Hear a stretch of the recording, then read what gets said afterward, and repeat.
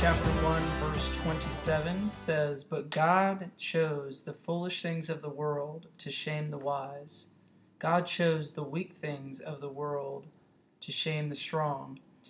We just had an evangelist come to our church and minister from Africa, and he has cerebral palsy, and it causes him to have a hard time talking, communicating, and he had his somebody was translating for him to help us understand what he was saying, and he was very passionate, but without the translator, you could barely understand anything he's saying, and he was kind of sitting in a chair and rocking back and forth a little bit, and can barely communicate, and he was so passionate and powerfully anointed, where God was using him to minister to people. People were crying, people were getting ministered to, people were getting emotional, just experiencing just peace and healing in their hearts, and people were getting physically healed as well.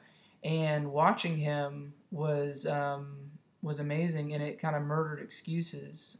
Seeing him do what he was doing was making me think like anybody can do what God's called them to do, because this guy was doing it. He was, traveling the country and going to churches to preach the gospel.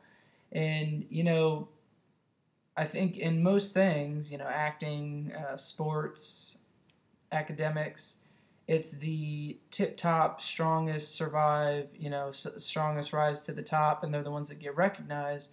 And God, this scripture here says that God uses the foolish things of the world to shame the wise. God uses the weak things of the world to shame the strong.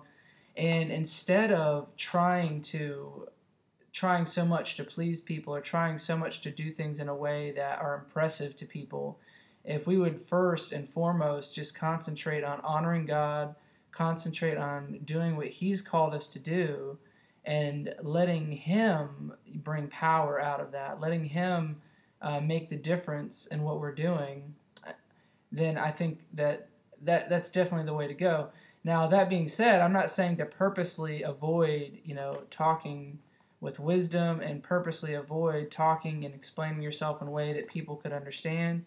But it certainly makes you think, like, get rid of people-pleasing attitude and trying to do things in a way that seems, most politically correct or most attractive or whatever, and just doing things out of a love and a passion for the Lord, and He'll take care of the rest.